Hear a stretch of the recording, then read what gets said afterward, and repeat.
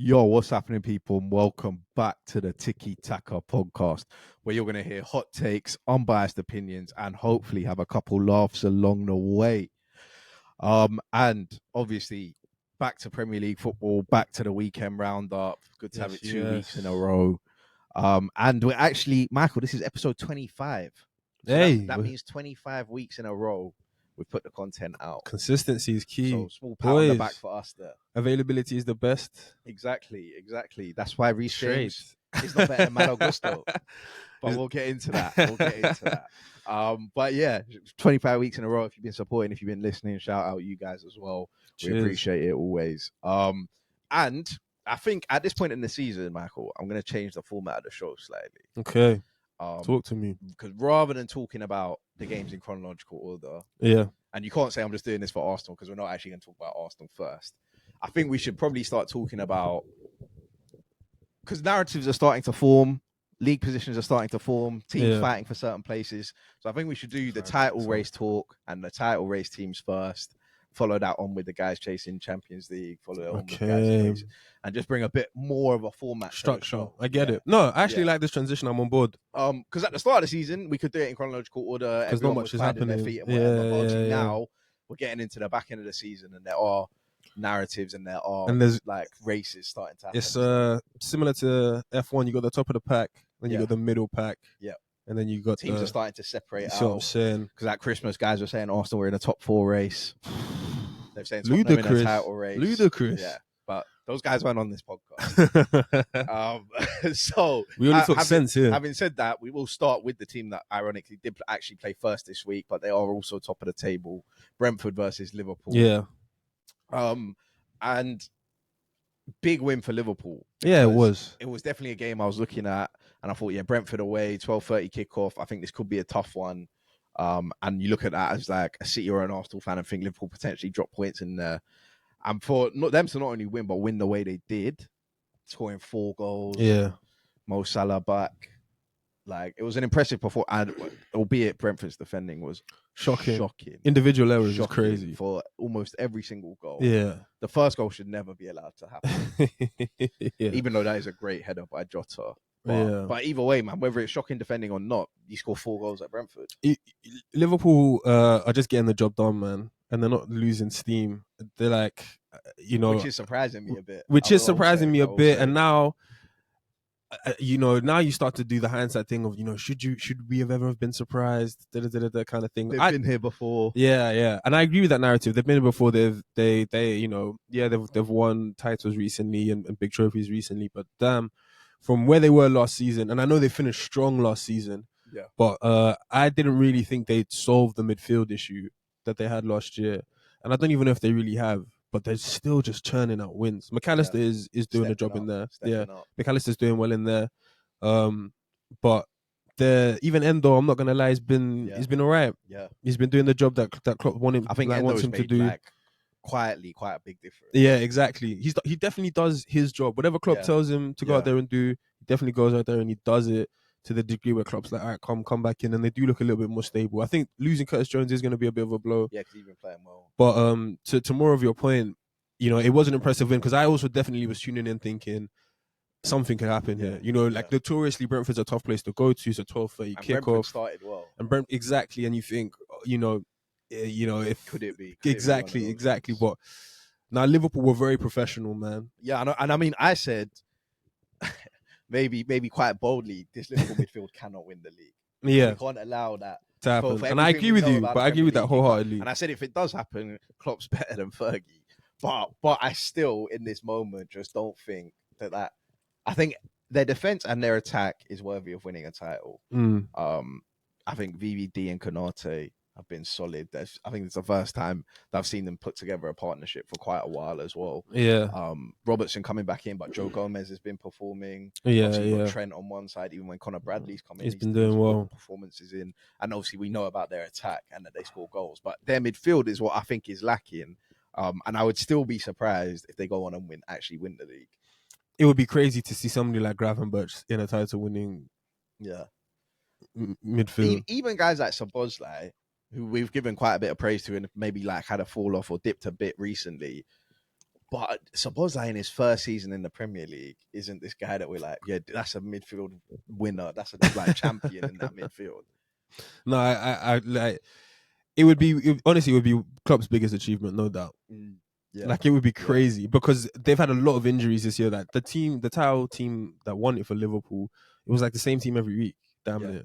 You just knew he was starting, and miracles were happening. They were blowing guys out the water, getting goals from So it would be nuts because Salah's missed periods of the season, Alisson's missed periods of the season, VVD's missed periods of this season. But yeah, it would be crazy for Liverpool to as well be from where they've taken over the lead of the top of the table to see that out to the end. Yeah, that would be an incredible feat. Yeah. That would actually be an incredible feat. I mean, that game at Anfield when they play Man City is huge, and that's what I was going to say. We will come on to it, I guess, later with the Chelsea stuff. But on Brentford, man, Tony scoring goals. Tony leaving with his. Yeah, exactly. And it was like kind of like the week before. He wasn't really in the game, but he had one chance and he took it. Yeah. And but those individual errors at the back, man, that like the Nathan Collins and we've seen another one from Aya. Yeah, that shit just can't happen. And also Brentford, man, they used to be good at home. It used to be a fortress. Now they're just like leaking goals. Yeah, players don't have the confidence. But I saw Whistle was back out there for them. Yeah. So as I said, I don't think Brentford are going to lose all these games, even though they've lost to Liverpool and City. But any team can do that. Yeah. But the rest of the games they have coming up, I don't think they're going to be in and amongst it. Yeah, I mean, they've got West Ham next week. You know what West Ham are going through. Oh my gosh. Yeah. We'll move it on, obviously, to Burnley versus Arsenal. Yeah. Arsenal going there, winning 5-0. Another away game, another 5 goals scored. Again, I mean, we can't really talk too much on Burnley, but Burnley are awful, man. Burnley are such a bad team. To concede from a throw-in. That's trying to play offside trap. But yeah, we'll talk about Arsenal because Arsenal deserve their praise in this game. What I'll say is, I think the first goal, and we were speaking about it a little bit before, the first goal is the most important. Yeah. Because it comes so early in the match and it's of such quality from Martin Odegaard. I think it just takes all the confidence out of Burnley. I'm sure Company was in there saying, play your staff, be confident, you can do this, you're a Premier League team, you're at this level, all of that hype. And then in 4 minutes, Martin Odegaard at the edge of the box drills one, bottom bins.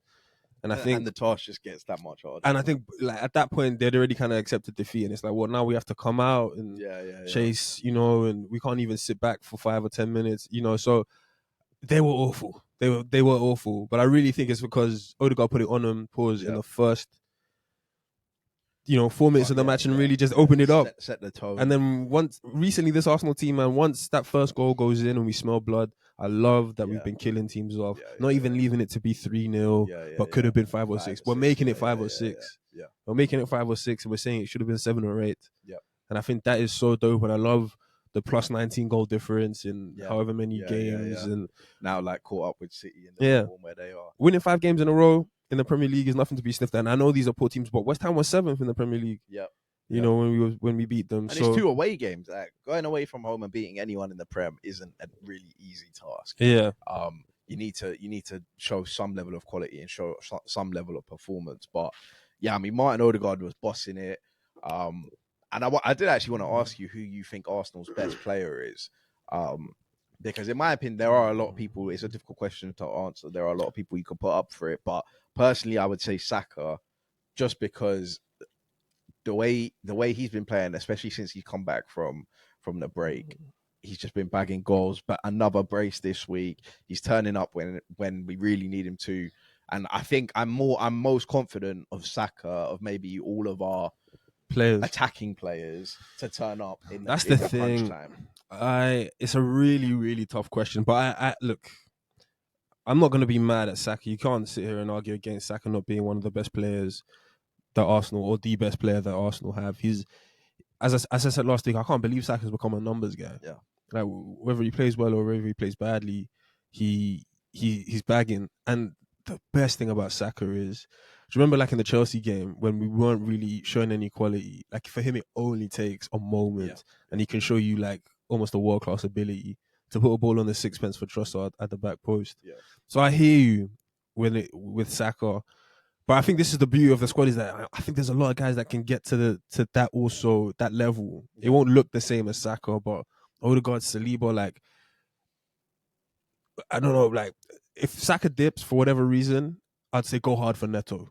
Yeah. Like if Saliba goes, I don't know who you go after. Yeah, it's true. If Odegaard goes, I don't know who you get to do those three jobs that Arteta has him to do.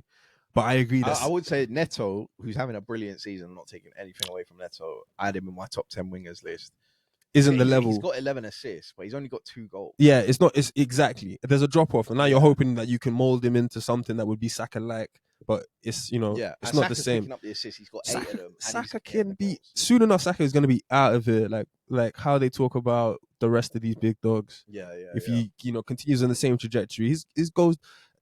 Saka only recently for the last 3 seasons has been putting numbers on the board, but he's putting such sufficient numbers that you start to think, man, what if he's this consistent? You know how Lukaku was when he was younger and he was just bagging. Like nothing was going to stop him. Yeah. I think it would be crazy for Saka to have that kind of output. But in terms of who Arsenal's best player is, I'm not arguing against it. I'm just saying that I genuinely, as much as I think, yes, it is Saka, I think there's guys with like Odegaard and Saliba are right on that level with him, man. Like right on that level with him. And then it becomes like Declan Rice as well. Yeah, and Declan Rice becomes like who's harder to replace. Yeah. No, I agree. Let us know in the comments who you lot think Arsenal's best player is. I think there's a good debate to be had there. But for real. Again, I mean, we didn't really speak about him last week because he didn't get a goal or an assist, so we thought it might be overkill. But Kai Havertz got his goal this week, tidy little nutmeg. With him, Kai Havertz putting a string of performances together, and he's playing well, man. He is. I know a lot of people just will refuse to give Kai Havertz his praise and whatever, but I mean, the way he's interchanging with Trossard, the fluidity between the two of them, when one drops, one goes, it's just working very, very nicely at the minute. I think, I completely agree. I just think, as I was saying on the pod some time ago, like it's going to be tough to judge who Kai Havertz is because Mikel is going to have him doing a different job in a different position each and every week.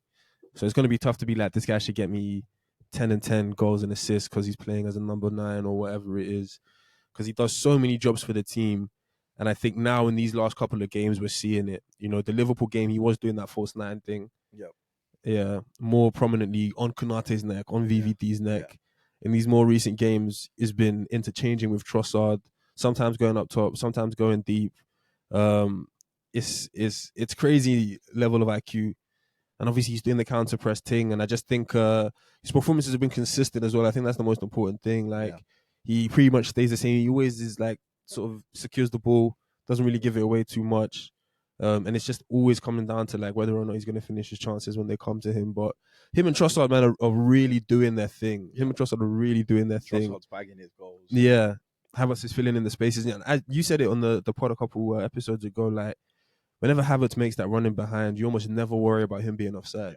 Yeah. Like he has that intelligence and he does stretch. And when he makes the run, there is space for somebody else. Yeah. And then you see Odegaard getting on the ball, and Saka has now a one-on-one versus guys they never used to have it. So. And I mean, it's working. This is Mikel's credit. The nutmeg and the finish itself, the confidence that he's playing with at a minute. Just even in that position to just be like, it's a throw and I'm going to stretch. I'm just going to stretch the field. Yeah. I'm going to make a running behind because I can't be offside. And we're already 4-0 up. Yeah. We're actually already 4-0 up, like that, Yeah. I see why Mikel's got, Mikel really like heaps his praise on Havertz. I'm not going to lie, like he proper loves him. And you know what? I think Arteta, part of the reason Arteta does that is because there were questions. He almost knows he has to back. True. Kai Havertz like to the hills, because if Mikel does anything other than that, people are just going to latch onto that. Oh, Mikel's not trusting Kai. Mikel regrets signing Kai. Like even the slightest bit of indication that what the media are like, they'll latch onto it. But United are not getting that with Anthony. Anthony's been chewing bench, and everybody's like, "Yeah, this is what should have been happening." Yeah. And that was his £100 million. we've just all like it's crickets when because United are winning games. To be fair, and you know that's because Anthony is just shit. But like Anthony is just a terrible footballer. Man United fans will say he's the worst ever Premier League side. But Anthony's benched. He's not even getting on the pitch, and guys are like, yeah, man, like, yeah. But yeah, I mean, again, one other person I wanted to talk about. Obviously, David Raya has kept his clean sheets. Happy for him and what he's done. But Jakub Kiwior's come in. Yeah. And serious. He needed to turn up. West Ham away. Yeah. Burnley away. Like we need Kiwior to just come in and just do his job. If he does his job, everything else will fall into place, kind of thing. Because I can very much rely on the other players in the team. But Kiwior's just a bit of an unknown because we haven't seen that much of him. And I was saying this to you earlier. Like I've heard guys like Rio Ferdinand talk about you need a squad to win a title, and the guys like John O'Shea and Darren Fletcher and those guys who come in out from the cold and drop a 7 out of 10 are consistent and give you what you need. It's just that is the difference, and I don't think we really had that last year.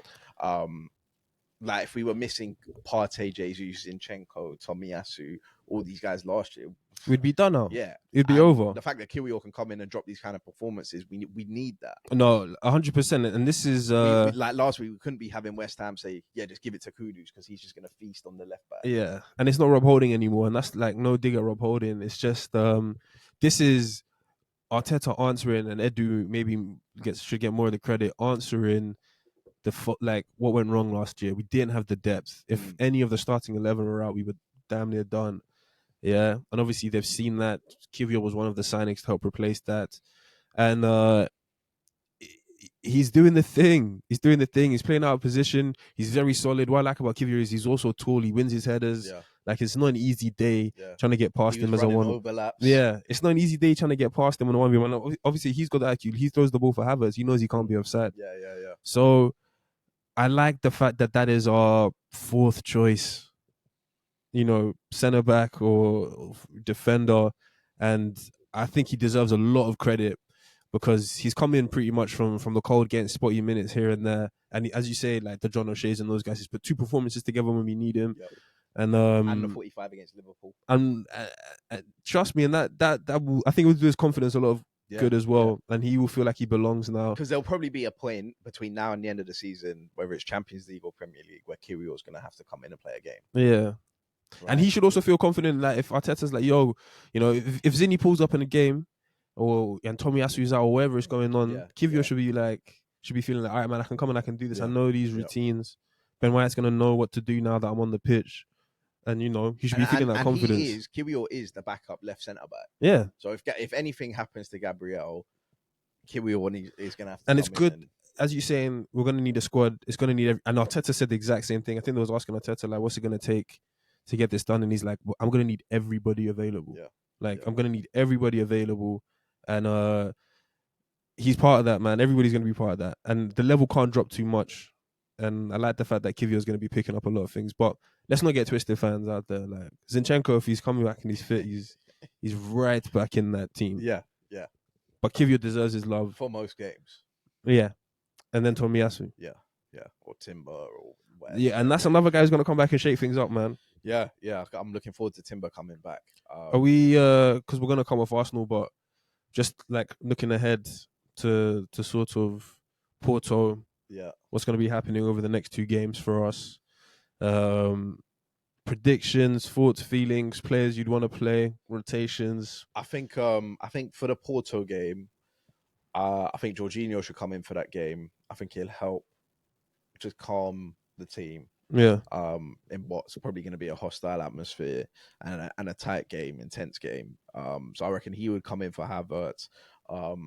And it's going to be tough. But and it's a big if, but I'm fairly confident Arsenal can do it. If Arsenal turn up and play how we know they can play, we can win the game. Whether that's a 1-0 or a 2-0, look, we'll have to be ruthless and take our chances for it to be more than that, which we might not do. But yeah, I think Arsenal can come away from that with a win. I predict a big Gabby away from home goal, header.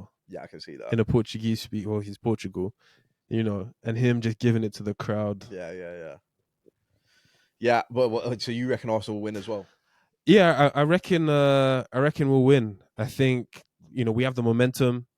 I think it's going to be a tough game for sure, and mentally it's going to be taxing. I think that the first goal is going to be everything, but I think our players are going to be up for it. This is what they want, man. This is what we were slugging away for last year. The hell, this is what all of us fans want as well. Is a deep run. So I think they're going to know what it means, and I think they should be thinking that we got the quality. We was just talking about Kivior and stuff. Yeah, like, we should also be thinking that we got the quality as a club. Like, yo, we're here now. We're better than a lot of these guys. Yep. I'm not going to let Pepe lock up my number 9 or Saka or 100%. Like, we should actually proper bop to them. And then it is a shame Gabriel Jesus isn't fit for this game. It is, yeah, it is. And then Newcastle as well, man, it's huge. The thing is, the Newcastle one, I'll personally hold off on that one because I can't give a prediction for that until I see the Porto game. That's fair. Because if that Porto game is a slog, we go 1-0 down, red card, equalize, the game ends 2-1. I just don't want to see. I don't want to see a red card. Yeah, I would have to give you a prediction after I see that game because the games are quite close together. It's Wednesday, Saturday turnaround. Newcastle have a full week, so we'll see. But I expect. I will say this. I hope and kind of expect Arsenal to win both games. Yeah. And last shout out has to go to Mikel, man. For the last couple of weeks, he's got it spot on. Like, everything's been spot on. Yeah, everything. Yeah. Shout out. Yeah, I mean, there's not too much to add. That. He's doing his thing. He's competing with the best managers in the league. But yeah, moving on to probably the best manager in the league, Pep Guardiola's team. Yo, dropped points. Man City versus Chelsea ended 1-1. Chelsea had a lot of chances, and I'll be honest, I thought Chelsea were going to get slapped in this game. I think everywhere. I thought that as well. I put in the chat, Chelsea are about to get munched. I said, yeah. Oh, Rodri classic, huh? Yeah. And you were like, nah, he doesn't even need to. He doesn't even need to get it out the bag like that. Just give it to Foden. And Chilwell will do the rest. Yeah. But I did say. You did say he was going to score. It has Rodri goal written. Yeah, you did. You did call that. But I mean, good performance from Chelsea. Good performance from Pochettino again. Like a massive one before they go into the cup final this weekend. Yeah. You don't want to go away to City and get... And the reason I thought they would get slapped is because I saw what happened when they went to Anfield. Yeah. And the Etihad's not too far away from that. That's true. If you're not a good team, you might get moved to. Especially if you try and press. And it's not like Chelsea just kind of sat back. No, they was... But when they won the ball, they were threatening with it and they went forward quickly. And a couple of the Chelsea players that deserve their praise. Firstly, Malo Gusto. Start there. Top right back. Yo, he's played right back and he plays left back, and there's no way Reece James can get back in this team. Malo Gusto, he's 20 years old. Yeah. They've got something there, man. I think he always looks good. Completely nullified Jeremy Doku. Yeah, and he's pretty composed on the ball. Doku, by the way, you man that had him in your top 10 wingers list. Yeah. Dude, you'll be sentenced for those crimes. I actually think Doku plays well. Some guys had him 5th. Malo Gusto, don't get me wrong, Malo Gusto got the better of that argument. But I think Doku does enough. Like, he always shows what he's about. Like, he turns up, he dribbles past you. He's not a top 10 winger in the league. Yeah, he might not be a top 10 because he needs that end product. He needs the end product. Yeah. People would him straight as number 1. He's just coming in. He's better attacker. Yeah, yeah. Louder. But to Malo Gusto's point, man, and this is not his first big performance of the season. Like, Malo Gusto's been putting him in. We argued him for signing of the season. Yeah. Malo Gusto's been putting him in, and the reason he'll be better, not the reason he'll be better than Reece James, the reason he'll play more than Reece James is because he's available. He will be around. He looks like he's going to be here. Yeah. And I think another person I want to shout out, I'm not going to lie, he gets a lot of flack as well. Nicholas Jackson. Yeah, I did. Every time I watch Jackson, he's always a threat in behind. Like, he's always a threat in behind. Like, it's a shocking miss. That's the problem. But I expect that. Exactly. The problem is, I expect him to miss it when he's in front of goal, but he doesn't stop running. Like, he doesn't stop. He doesn't stop. He's like Nunes light. Like, he doesn't stop running in behind. Yeah. And City, like, those are Chelsea's most promising attacks. He poses a Kai Havertz kind of problem. Every time Chelsea had a good chance, Nicholas Jackson was involved or created the space or ran in behind. Or was the guy they played the ball to? For the goal. Yeah, you feel me? So a nice ball across. I know he's not polished. I know he's rough and rugged, and like Chelsea fans are saying he's not a number 9. He's a winger. He needs to play off the left all of that kind of stuff. Look, I hear he's still so They're young. Definitely a better team with him. Yeah, he's still so young, but his threat is constant. And yeah, I know like he's never gonna be Raheem Sterling, and I know you guys get onto Raheem Sterling. Like you just go Raheem Sterling, man, dunking on Kyle Walker again. Yeah. Twice this season. I think Raheem had one of the most Raheem games where you're like, oh man, yeah, this guy, what? When that ball comes over the top and he takes that touch that goes straight to Ed. That's what I'm saying. When you look at him, you're like, yo, how did this guy even how much a week? You know what's he on? And then, as you say, chops Carl Walker, buries it bottom bins in the next play. Chop and then the whipski. Shout out to Daniel Sturridge. I think, and yeah, those are the threat in behind, and I think Chelsea, I don't know, like they have the players to be a threat in behind. You can't base, I don't know, a European charge just off solely doing that. Yeah, because not every team is gonna play you with such a high line. But you've got the components, man. Like, you've got the components for these bigger games to actually really pose a threat to guys. If Jackson and Sterling can brush up and be more consistent, you can find the number 9, or Nkunku can show something. Yeah. Yeah. I still think Chelsea could have quite a strong end to the season. Yeah. If they obviously start to Gallagher, man. I think Thiago Silva being out is maybe a bit of a blessing. Gallagher's been doing a job. He was my player of the match for them. Gallagher nullified Rodri in possession. I know Rodri scored the goal. Gallagher must have run like 13, 14K in that game. Like, bro, the only time I see Rodri get nullified is when he plays Chelsea. The same thing happened at Stamford Bridge. Rodri scored a goal, but in terms of what he does in possession, he's nullified. Yeah, he just doesn't stop running. He chases. He starts. He's not Odegaard level, but he's doing the Odegaard press. Yeah, and then he's like when City push it out wide and get to Doku, he's doubling up on Doku. Like, well, do you remember when we played them and he just Mark Thomas Partey? He's a dog. Just wouldn't let him breathe. I don't know. But I actually wanted to give praise to someone who's getting a lot of flack. Enzo. Yeah. Actually, this is one of the best games I've seen from Enzo, and I watched quite a bit of Chelsea, and we give him some flack on this podcast. We do, but bro, I just want to see that performance as consistently. That's his thing. He's not that consistent, man. Because to go to the Etihad and do that, you obviously have the quality, right? So I'm not doubting your quality. I'm really just doubting, like, he's won a World Cup. Can you do this every week? The thing about Enzo is he hasn't shown that he can do it every week. Like, I think he can ball. Enzo is a player. He's tidy. Yeah. He could pick a pass. Like, he was really kind of. You need that guy, and this is why I make the Granit Xhaka comparisons. Is that in those games, especially when you go to the Etihad, you need that guy who's going to take the ball and have the composure to play a forward pass, accurate pass, and he can do that. That's going to start the counter straight away and say to the other guy, "Okay, you lot go now." No, he can do that.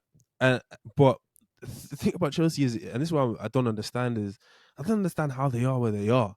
Like, I think Gusto's a decent player. I think Sterling's more than a decent player. I think Jackson is showing that he's worth sticking with and seeing if he can, Enzo, as I'm saying, there's something in there. But how are you 10th? Yeah.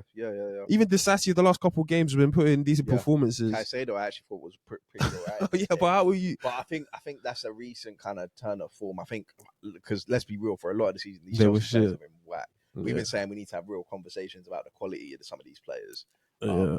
But luckily, they will never make up the money that they were bought for. No. But they're not 10th place players in the Premier League. No, like Mario Lemina's been. But I don't think they'll finish there. Mario Lemina's been balling for Wolves, but I don't know if he's like a better footballer than Caicedo or a better footballer than Enzo. I agree. So, but on Man City, it shows that obviously Man City can drop points. Oh dear! And they even drop points. Lautaro. Oh my gosh.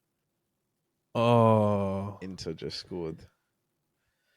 But it shows that they can drop points at home. And Jamie Carragher said it. Like, I think it's a bigger thing because City will drop points here, and then they could go and do their thing. Like, City are going to be there or thereabouts, right? City aren't just going to fall off. That's without a doubt. So it's probably a bigger thing for Arsenal and Liverpool in terms of just like that little bit of belief that, like, okay, these guys can drop points. They're not invincible. So this is what I'm saying. This is what I was trying to say about this. It's going to come down to the top clash, the top teams, like City going to Anfield, us going to the Etihad. Who else? The Tottenham have to play all three. Tottenham have to play all three of us. Like it's gonna come down United to you. Play all three of us. It's gonna come down to your record versus the big six. And as it stands, we have the best record versus the big six. Doesn't mean we're gonna win it because these are now the big. This like City haven't beaten one yet, have they? No, I think they beat United. Oh yeah. Yeah, of course. Yeah. So, but they haven't won many. Liverpool haven't won many either. You know, and it's like City have had a lot of draws. But it's gonna come down to those points that we take off each other.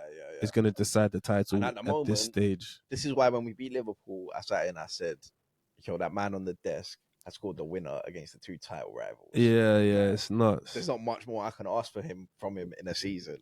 But yeah, we'll move it on to what's hotting up in a Champions League race and Gary O'Neill's Barmy Army. They did the job, man. They went to Tottenham.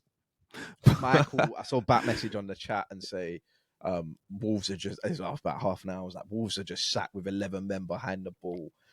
And Michael responded, great. yeah. Hope they can keep it up. How many more minutes Welcome left? to the club, man. Welcome to the club. That's what teams do. When you start to hit a bit of form, that's what teams will do to you. And I said this last week. You said it's the perfect way to describe them: counter-attacking demons. And they didn't even have Cunha this week. Yeah, exactly. But they didn't need it. Pedro Neto, one-man attacking force, man. Pedro Neto's running power, it looks insane. It looks insane. You see the automatic thing that I'm on about? Yeah. He picks the ball. That's a Tottenham corner. And he's picked the ball Basuma, sloppy. his own half. And he's just gone, I'm going straight to goal. Yeah. He takes like 3 touches, but each touch is like 20 meters. Yeah. And no one's getting near him. Those first 5 yards. His locomotion. He's a Lango. Yeah. His locomotion is nuts. And the chop, I don't know how, I get it.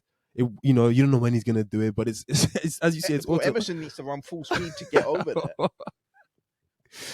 Guys, they always fall for the chop. Yeah. Neto's always selling guys with the chop. It's like we know he's going to try to cut in on his left foot. Saka doesn't sell as many guys as Neto does with the chop. But then the perfect pass, it's not bouncing. Yeah. It's just laid back. I heard them saying that João Gomez guy only scored 1 goal before today. Yeah. And now he's got 2 versus Tottenham. And João Gomez. That doesn't describe it. That history. He looks like he's one of those like Portuguese guys who's just tidy, innit? Yeah. Like he's just come in and he's tidy. I think he might actually be Brazilian. I swear. Yeah. But he should never get his head onto that corner. It's a great header. It's a great header. It's a great header. But he should never, straight from the corner, he's jumped straight up. Yep. At 5'6" or however tall he is, 5'4", and he's plopped it home. Yeah. And this is at your state. This is that. Do you remember those days when Sterling was winning headers in our box? Yeah. Crazy. Yeah. Where's Van de Ven? Romero, where's the what do they call the? I thought Tottenham had the best defense in the league. Where's all it got? They got Ben Davies in there, another centre back. Yeah. You're asking Ben Davies and Emerson to do what Porro and Udogie do. I think, So all right, let's go with the Gary O'Neill first, and then we can kill Tottenham. Because Gary O'Neill, double over Tottenham, double over Chelsea. Oh, Gary O'Neill is doing his. 1 point off the European places. They're so certified this season. They're so far away from the pack of where people estimated that they should be, and where they should be hanging out. And the same bullshit excuses we'll give to top teams. Salah being away. Same thing I said about Liverpool. Salah being away, and Hwang's been away. Cunha's now out. Nuri was missing hella minutes early in the season. They lost Matthias Nunes. You see what I'm saying? Traore went. So it's like it's not like he hasn't had to improvise. He's brought Sarabia. He's got Sarabia, giving him some confidence. Yeah. He's brought guys. Lamina's balling like he was in the dungeon. Lamina's acting like he's a top 8 midfielder. Mario Lamina used to be like the Southampton guy. Yes, I'm saying. Lamina's out here doing his thing. He's chomping guys up for breakfast. So I give Gary O'Neill huge credit because they're a well-drilled team, man. They're like Wolves at this point. Wolves are just a very good team. Yeah, they're just a well-drilled team. They know everybody knows their job. They know what they're doing. And I bring it back to when I saw Gary O'Neill on MNF, which was still one of the best like pieces of analysis I've seen. Gary O'Neill has said on MNF he has his style of play where he wants to play at, and then it's about how much does he need to bring that down based on the opposition he's playing, because obviously Wolves don't have the best quality to play the way Gary O'Neill wants to play against. Because if every team against Man City, they get opened up, Arsenal, they get opened up, or whatever. He's obviously gone to Tottenham and thought, yeah, these are a very good footballing team. So I'll go quite far away from my ideal style of football, and we'll sit back, we'll defend deep, and we'll hit them on the fast counter because Tottenham only leave 2 players back. And it worked a masterclass. Gary O'Neill is doing all of this with Craig Dawson in his team, and that's no disrespect to Craig Dawson. Craig Dawson's been playing out of his skin for the last couple of years. He's a Prem vet. Yeah, but Prem vets don't normally play in the top half of the table. Yeah. You know, so a lot of credit to him, a lot of credit to Craig Dawson for sure for holding it down. But if you give Gary O'Neill some wingers, you can actually potentially defend on the halfway line. Yeah, centre back that can defend on the halfway line. Yeah, that's what I'm saying. You can run back towards his goal and catch somebody. We might be. There could be a huge. Yeah. He could get even closer. That's what I'm saying. Yeah, man. Break into the mold of the top 8 or whatever it might look like. We gave him manager of the season for a reason, man. But Tottenham. Man United are climbing. Gosh. The gap is 3 points. I think the gap was 11 points. And look, man, Tottenham need to make sure that they get Champions League football. Oh, no doubt. Because if I've heard all of this big Ange, if you're in a title race, we're in a revolution. Yeah. We lost Harry Kane and we're doing this and that. And because for me personally, I'm not looking at Tottenham. I'm thinking, like, I've always, even last year when people were like, oh, at the start of last season, I didn't think Arsenal would get Champions League football. Yeah. Because I thought they were 14 better than us. Yeah. So even when we were like 5 points clear, 8 points clear, or whatever, my aim for the season was still get Champions League football. I'm not thinking we should win the title. If we win the title, great. But at the start of the season, I make that prediction of where we're going to be based on what's going to happen over 38 games. So we might have a good period and we might be top. And obviously, we exceeded my expectations like crazy last year. Yeah. By the start of the season, I would have said Tottenham's expectation is to get Europa League, ideally. Yeah. Right? And Tottenham fans would have taken that at the start of the season. And if Ange does that, I still think they've had a successful season.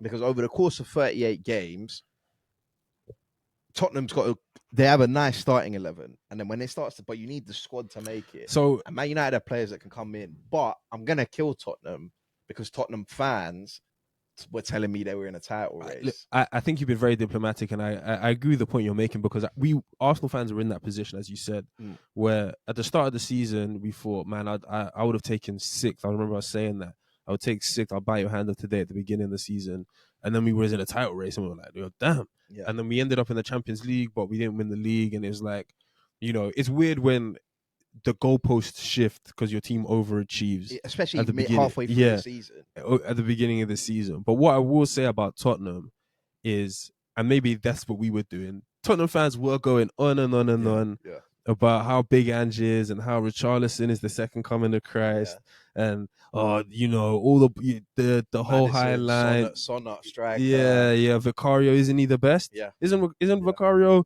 the best? And now United are starting to catch him. Exactly. And it's looking real scary. That's another and they got tough games, Tottenham. Yeah, especially their running. But guys like Vicario, this could definitely be, and look, I think we'll admit it, Vicario's been very good. Probably been the best keeper. He made a lot of saves in that Wolves game. Yeah. Wolves had loads of chances. So he's had but this could definitely be Vicario's best season in a Tottenham shirt. This could definitely be his best ever season in a Tottenham shirt. Vicario could easily become Hugo Lloris. I'm just gonna say, just go on these saves that he's making next season. He's flapping at if going through. All I'm saying is, all the love and credit and praise that we were giving Ange, if Emery finishes above him and Ten Hag finishes above him, we need to look. Don't let Gary O'Neill finish. You need to look yourself in. Yeah. We need to have long hard looks, and I want to blame Tottenham for real, because the Werner thing, I know it's a loan. 50 million on Brendan Johnson. Wants Werner, Solomon. We forget that remember Solomon was doing his thing at Fulham. They've snapped up these guys, and Son is still playing left wing. Brendan Johnson's a funny one, man. 50 mil, or however much it was, 40 mil, 50 mil. You've done the Tottenham thing, again of spending hella dough, bringing in 11 guys, and it's like, wait, who's good? How many? Which one of you guys is actually the footballer here? Because Udogie was actually signed last summer. Yeah, that's what I'm saying. So you can't even say him. But, so Bissouma. I thought he was Bissouma. And I was gonna say, I thought he was better than Declan Rice. The problem that Tottenham have is their heroes are also becoming their villains. So you gotta watch out, bro. You gotta watch out. And if that Highline doesn't get you top 4, it's gonna get killed. Yeah, it's gonna get killed in the media. The naive, whoever that journalist is, he's gonna have naive Tottenham he's got that in bold. You're gonna get called bottlers if you don't make Champions League football. Yeah, big time. That's just how especially if Villa and guys get in there, man. Yeah. But yeah, I mean, big result for Wolves really puts them in contention for a strong finish. But yeah, we'll move on. You spoke about Villa just then. They went away to Fulham. They won 2-1. Muniz bagged again. Yeah, Muniz. But yeah, I mean, Ollie Shotkins, they're calling him. A brace. Oh, yo, Ollie. He's just not stopping. Ollie, I've got time for Ollie Watkins this season. I think he's done his thing. Yeah. I think he has done his thing this year. He's already one of my champs of the week because 13 goals and 10 assists alone in the Premier League season after 25 games is not something you ever would have thought Ollie Watkins would have been up to if you had watched him for the last couple of years. Like, he was always a nice player. I wouldn't like make it sound like he's like a bum who's just turned into like a demon. Like, he was nice, but he was always inconsistent. He was never this lethal guy. Yeah. 2 chances, 2 goals. In this game, exactly. He's like, he's on the turn and shoot. Not even 6 yards out. I'm talking about from an angle in the box, and he's finding the other corner. Yep. He is actually lethal in this season, and he's carrying Villa, man. He's carrying Villa literally on his back with a couple other performers, but he's been there for them. You can't say that he's not turned up. And I think, man, literally, if Jesus had 13 and 10, I would not shut the fuck up about it. Yeah. So for Ollie Watkins to some of the assists are fugazi. Yeah, they are. But if he had 13 and 10, 13 goals. A double. Yeah, you've done your job, man. That's what you want. So and he's key to Villa not completely falling away. Yeah, literally. That's what I'm saying. They'll fall off. But going to Fulham and winning this game is a game where you're like, okay, that's a good result. Especially with the form Muniz is in. Yeah. How could you understand? How you lost to Man United last week and everything going on? You stopping Muniz? Yo, he's the next one, man. The next one. I love it when random guys just get form and you think, man, this guy's really 3-2, huh? Yeah. David Datro. Yeah. But yeah, I mean, moving it on, a team that's probably quite upset at the minute, struggling a bit. Newcastle versus Bournemouth. Yeah. 2-2 at St. James's Park. Did you see the mistake from Dubravka? Horrible. Dubravka needs to be added to the watch, man. Foderingham, Trafford. Matt Turner's been dropped now, so we can. Yeah, he has been dropped. He has been dropped. Watch that, but Foderingham, Trafford, and Dubravka. Dubravka's part of that, man. Dubravka is horrible. That's a terrible mistake. That's a terrible mistake. And then tries to get back to the ball. Solanke's not even that quick a presser. No. It's not even that intense. That's what I'm saying. It's not Julian Alvarez. That's what I'm saying.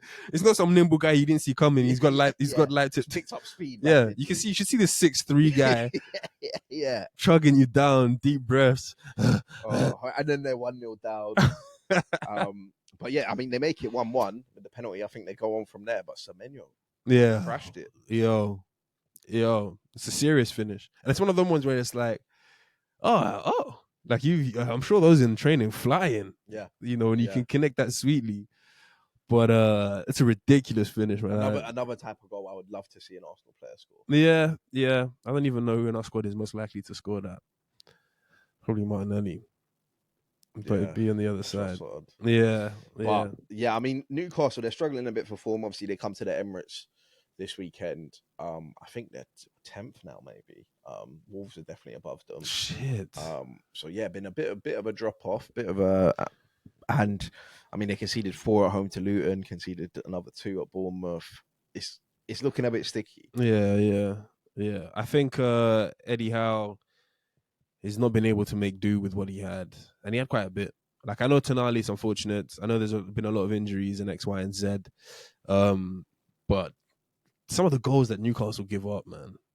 that rigid team of last year. They had the best defense in the league last year. But we were saying, I remember when we weren't podding them, but we were saying like how rigid that block was in that Emirates game for that 0-0, and how it was just like, who's ever gonna break that down? Yeah.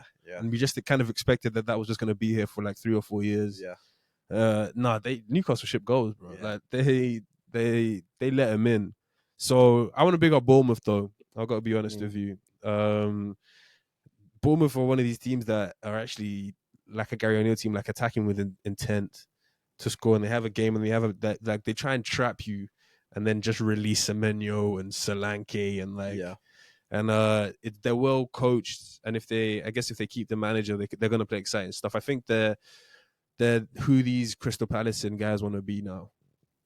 You know? Yeah, I agree, and I think Areola deserves credit there as well. Like the fact that not only were people calling for him to be sacked and he was on a bad run of form, but Bournemouth play a style of football that is attractive. And I was actually one of those guys saying he's going to be one of the first to go, man. Yeah. But so, they play an attractive style of football. They play good football. It's one of those ones where it's modern day football. Like people have a part to play in this system, and there's a focal point. This guy gets the goals, and it's dope. It's good to see. It's beautiful. Look, they've already gone to places like Old Trafford and won 3-0. It doesn't just happen by happens. People have to be drilled and ready to play. Yeah. So big up Areola for sure. Yeah, he's getting the maximum out of those players. But another team who are stepping up, trying to make their Champions League hopes realistic. Man United went and won again. Like we said before, 3 points behind Tottenham, and Rasmus Højlund, a brace. I do have to give out some apologies, man. Rasmus is that second goal. The chest finish? I don't know if it's real though. People are going over. You don't need to give him that. Nah, people are going overboard. It's just the genius of this young, brilliant man. I don't know about that one. The first one's nice though. The first one's nice, real nice. It shows composure. But the second one just kind of happened to him. But nonetheless, it's his goal, man, and he's turned it around because he's more involved in games now. I don't know what's changed. I don't know who got in his ear, but he's a huge part as to why United have won the last 4 games, if not the most important part. And this run has made things interesting for them in the season. Because Tottenham don't want Man United breathing down their necks. A couple months ago, we thought this was going to be a deadpan season for United. Yeah. And now they're actually breathing down people like Tottenham's top next. 4 was long gone. Yeah, now they're actually breathing down people like Tottenham. It is crazy what winning 4 games in a row can do in the Premier League. They've got a decent set of fixtures coming up. Yeah, and I never would have thought United would have won 4 games in a row. So shout out to Ten Hag, but I don't know. It's still somehow unsustainable in these last 4 wins. I think Man United have been they've been the worst team in the game. Majority of the fixtures, but somehow they come up with winners, and the individual brilliance and then somehow resilience to see it to the end. Does deserve some respect. But Casemiro, I think, also should have been sent off. So yeah. The ref bottled that one, but I think the reason United got away with it. Villa had an off day last week. This week, Luton just lacked the technical quality. Yeah, final third to towards the end, Ogbene was just kicking it out of play. Even Doughty, whose delivery is usually pretty good, wasn't on point. They lost Adebayo, which is sad. Yeah, which would have been a big problem. But for Man United, and I've seen him play quite a bit now, Kobbie Mainoo looks like the guy in that Man United midfield that is actually comfortable and showing some composure and some ability to just kind of in the heat of the atmosphere. When Casemiro's turning the possession over it's fun. Bruno's doing it as often as he gets the ball. Kobbie Mainoo was one guy who was taking the ball, maybe shifting it a bit and finding a pass. Yeah, no, Kobbie Mainoo, he's the most composed player they have actually out there in the midfield. Which is crazy. I saw Flex say that Kobbie Mainoo should be going away to Luton, looking at Casemiro and saying, "Oh yeah, 5 times Champions League winner. Can you hold my hand? Can you coach me through this? Tell me where I need to be." And Casemiro's doing his foolishness, trying to get sent off. This is why I give Ten Hag credit, because I still don't understand how they're even in this position. Yeah, Casemiro hasn't looked quite good. In game, he actually sometimes does look all right, but he does have these moments and you think, he's probably got to be sent off. You have to sub him. Amrabat can't even be trusted now. Anthony's not getting minutes. Ericsson, he doesn't even really put in there anymore. I don't know where Mount is. He's still, Mount's still he's still somewhere. Shaw can't play 90 minutes. Evans is always coming on. Maguire's always playing, and it's like it looks like a steaming pile of shit. But somehow it might finish above Tottenham. Which is saying something. And that deserves a lot of credit, because we were giving Ange credit for having Tottenham to be this now new well drilled, whatever. So big up to Ten Hag. We'll see what happens. If you can steer that train into a top 5 position, I don't know, man. You might deserve some flowers. Yeah, 100%. If they get top 4, to be honest, it's probably a successful season for Ten Hag. Huge. Not for Man United fans, because you lot thought you'd be in a title race, so you're still just delusional. Yeah. But I would have said at the start of the season, if Man United get top 4, Ten Hag's probably, he's done enough to keep his job. Yeah, right? 100. Really kicked on, no, he hasn't really. But if he can get top 4 without instilling a style of play in year 2, coping with through all of these teams and doing all of Sancho's gone, all of these dramas, the Man United circus that we go on about. If he can get top 4, it was this season he was asking the boys, should Greenwood come back in? What do we think? It was this season. And I mean, on the Luton side, the Luton double pivot. Yeah, serious, man. Barkley and Lokonga. I like the fact that Luton don't give it up easy, pause at home. Like, you have to still work for those points. Like, they didn't have the quality in the end, but they made it a tough ground. It wasn't Burnley, it wasn't like, just man, do what you have to do, just keep it underneath 10. They really make you fight for the points. Barkley, Lokonga. I mean, they were both brilliant, but Barkley, man, seriously. He's a serious talent. Some of the balls, it's like his locomotion plus ability to play a final ball. It's just not. It's like he always has had that. And I remember having this conversation with you about like who I thought that 13-14 season Ross Barkley was being, and that like 14-15 Ross Barkley. Steven Gerrard. Like when he just came out and he was scoring 20 goals a season. Right foot, left foot. Didn't matter. I'm still happy that he gets to have his shine. He's got undeniable quality, man. Yeah, he's got undeniable. He does. Quality. But I mean, we'll move it on because West Ham have not won in 2024. And I was just thinking about Calvin Phillips. Lost at Nottingham Forest. Calvin Phillips has had a horror start to his West Ham career. Got sent off on the weekend. If he's not getting sent off, he's just giving goals away. Literally, Moyes. I think Moyes agrees with you. Because you see his press conference when he was saying basically calling West Ham fans ungrateful. Literally saying I can't remember the last time they won a trophy, and when did they consistently make Europe and 7th place in the league and stuff. And fair play, back your case. That is back what your shit. Yeah, like you are the gaffer. You have done all of that stuff. So speak on it. Tell them the truths. Guys are saying Slav. Yeah. Like what was Slav like? Because there was a Moyes out banner in the away end, but.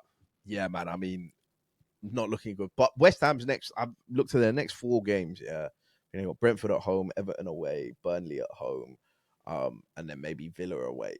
Right. West Ham could win all 4 of those games. Yeah. Right. And if West Ham are gonna make Europe, they need to get like maybe 10 out of 12 points. Yeah. But they are capable, especially if Paquetá is back. They are capable of winning all 4 of those games. But I don't think they will. Because they are just playing awful. No, they're playing terribly. Bro, I haven't seen Antonio kick a ball in 6 months. He started on Saturday. Antonio started the game.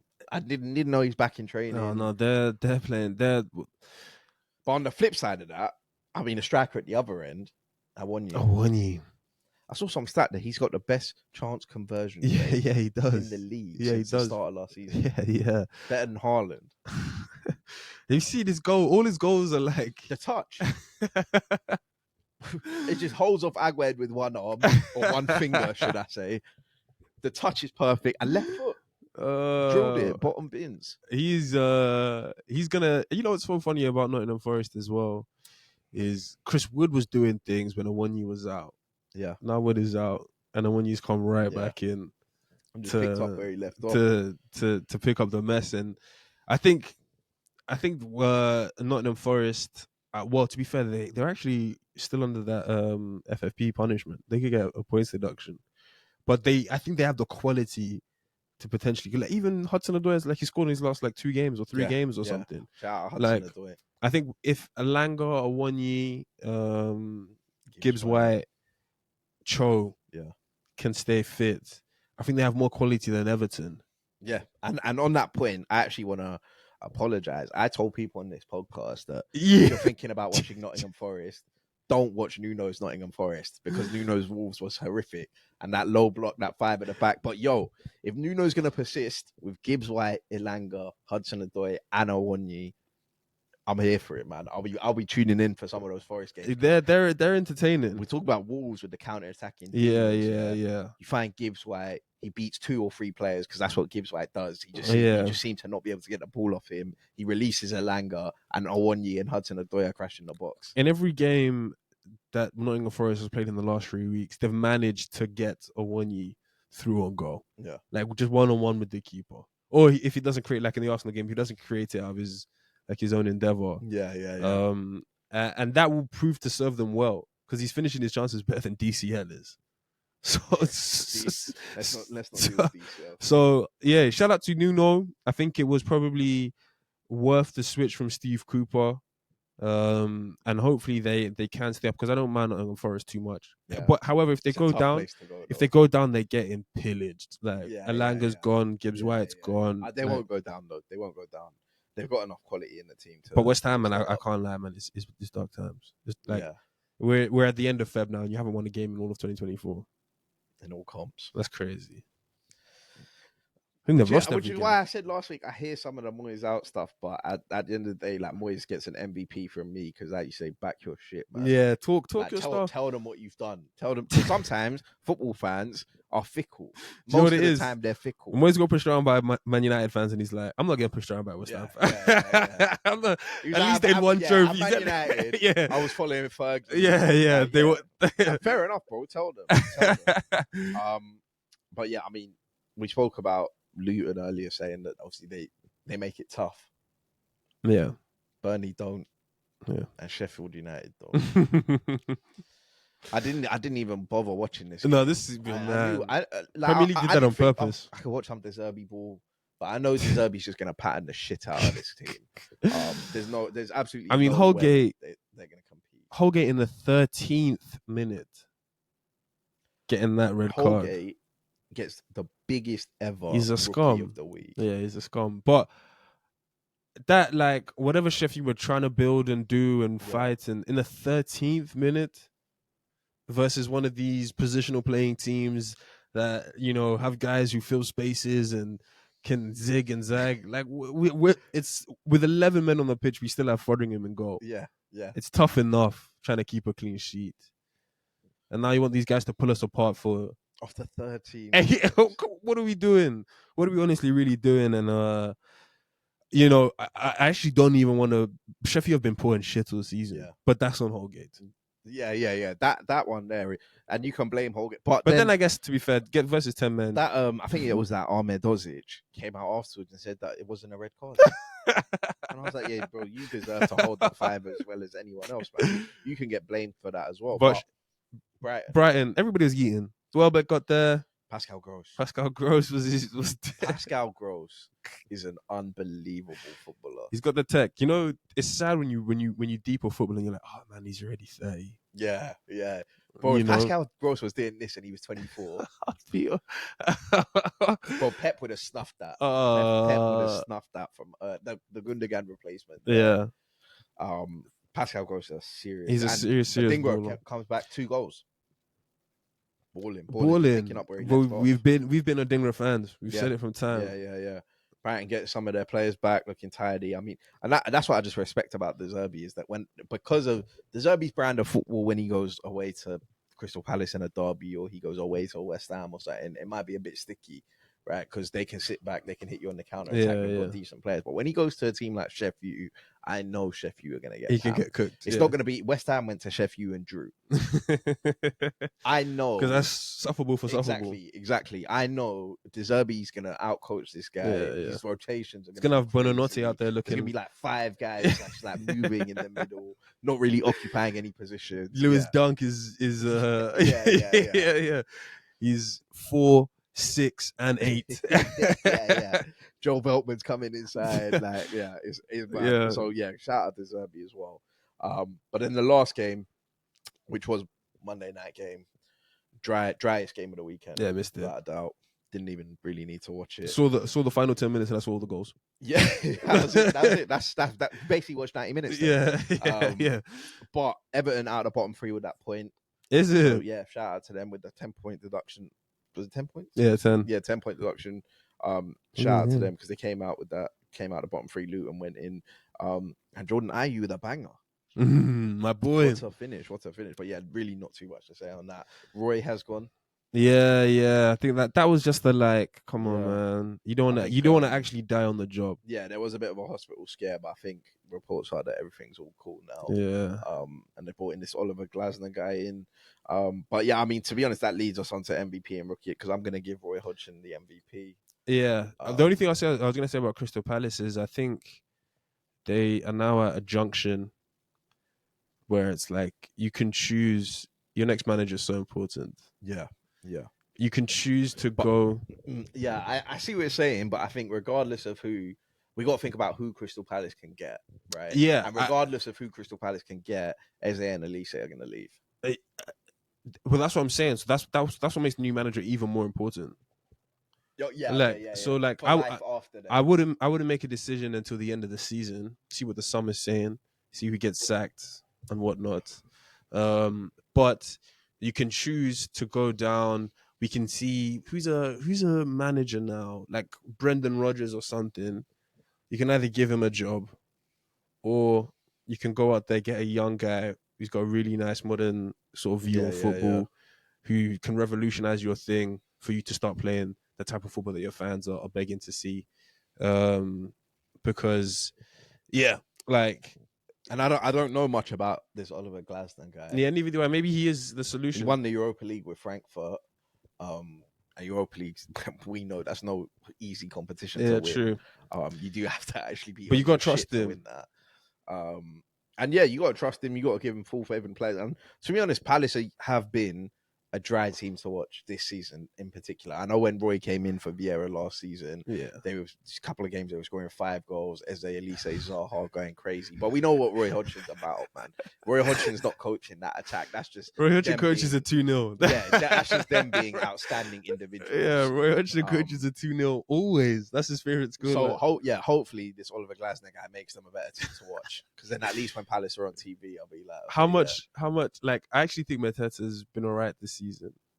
But how much is that like Roy Hodgson has demanded that type of centre forward versus versus Crystal Palace haven't gone out to get. Because really, when you look at it, Mateta's not better than Edward. Like Edward's a bit whack, but Mateta's not better than Edward. Edward was signed for decent money as well. Yeah. Like if you get a chance. Neither of them will probably score, but I'd rather I feel like Edward just offers so much more, but he's just consistently benched for Mateta. Just consistently. And I respect what Jean-Philippe's doing. Yeah. He's fine for his minutes. It's a dogfight, but yeah. It is what it is, man. So Roy Hodgson gets an MVP from me. Hey, Ollie Watkins gets an MVP from me. Arteta gets an MVP from me. Jakob Kiwior. Ilya Topuria. Yep. I was literally about to say gets an MVP. Got the win over Volkanovski. And in terms of rookies, Vincent Kompany. I mean, that tweet killed me. Like, how is your manager wearing a suit and a cap? But I think I actually put some in my phone. And the thing is, I do actually think that I've seen enough from the Burnley team to actually kind of say, like, Vincent Kompany has the principles as a manager and can get a team to play in a certain way that maybe if he was at a West Ham, he would do quite a good job. Yeah. So I would say I've seen enough from him in that extent. But, bro, your team can't have 13 points after 25 games.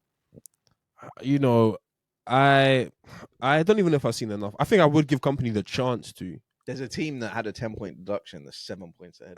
Yeah, which is, come on. And they don't have that much quality, Everton. Yeah. Like, they don't have that much. But, yeah, I think, Kompany, man, I don't know. I don't want to kill him because Burnley they just never had the quality to begin with. But just need to see something more. Some of my other rookies. Yeah. Upamecano. Oh, yeah. Bro. Twice in a week. Sent off. Penalties conceded. Both games. Crucial. Daggers. I saw a tweet that was like... I've never really rated Upamecano. I saw a tweet that was like, Upamecano is going to be the worst defender with the world watching. Yeah. like, all eyes are on you. He shits the bed. On that note, Harry Kane. Yeah. Again, not turning up when it matters. Missed a couple chances even when it was 3-2. Yep. I think we said it a lot last week. Like, it doesn't matter if you win the next one. If you don't win this one. Yeah. Cam said the same thing on FCM, innit? Yeah. It doesn't matter if you win the next one. If you don't win this one. Everyone will remember that. When they tell the story of Harry Kane, they will say Bayern won the league for 10 years. Leverkusen, that's what they call them in Germany. Yeah, they've never won it. They have never, ever won it. And yeah, rumours about Thomas Tuchel going. I'm seeing Man United fans say interim Oli could be dangerous. could win the Champions League for Bayern Munich. I think Tuchel is a big name to be on the market, though. Yeah. And I wouldn't be surprised if Ineos. But a lot of teams are probably going to want to stay away from Tuchel. I know Man United fans are so anti-Tuchel. They do not want Tuchel ball. Tucheliban is also one of my favorite slander names. You know that video of that guy chasing with the umbrella? Yeah. And he's never recovered. That is so funny, man. But yeah, it's looking a bit sticky for him. But I think Bayern, he's a good manager. Bayern have got good players there. Yeah. I saw something that Sane hasn't scored for 14 games. Yeah, it's crazy. Which, I mean... Sane had a chance. He was like 6-7 yards out, through on goal. And I don't know, it's part, I don't know how the keeper's got there. And part, I don't know how he's missed that. Yeah, man, I don't know. But I think if Bayern are going to win the Champions League, Thomas Tuchel is one of their best bets. Because, I've always said this about Thomas Tuchel. On the day he turns up. Tournament football, Thomas Tuchel is one that he can beat Pep. Rigid. He can beat Klopp. Yeah. He could beat all of the best. He should have won that UCL with PSG when they went to the final. Yeah. And Mbappe missed a couple chances. Bayern ended up winning. But yeah, that's why and this is where, especially for Champions League, maybe not so more in the league because you need more good team performances, but in the Champions League especially, Thomas Tuchel is going to coach that team well enough to concede 0 or 1 goal in each game. And he's going to rely on the greatest striker in the world to turn up and Thomas Tuchel and win him the game. Score 1 goal and we'll keep it. As long as Upamecano gets benched, we'll keep a clean sheet. And he doesn't care how ugly it looks. Exactly.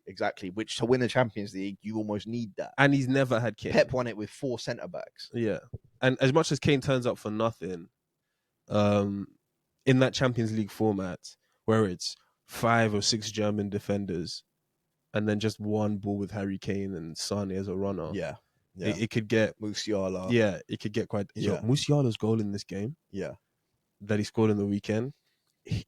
He crashes it in. Yeah, and that's the thing. Tuchel will have that defense as locked up as it probably needs to be. Yeah, they have to start Kim Min-jae, De Ligt. Where's De Ligt? De Ligt is at Bayern. I don't know about. He's getting benched for Dyer. I don't know. But yeah, I mean Dyer definitely needs to come out. But yeah, I think that's everything. So thank you guys for listening. Do have a shorter episode this week, so audience retention might be a bit higher on this one. But yeah, we'll be back next week. Arsenal play Newcastle. Big games everywhere. There's the cup final as well. So yeah, thank you guys for listening. If you're watching on YouTube, subscribe. If you're listening on Spotify, follow us, and we'll see you next week. Peace.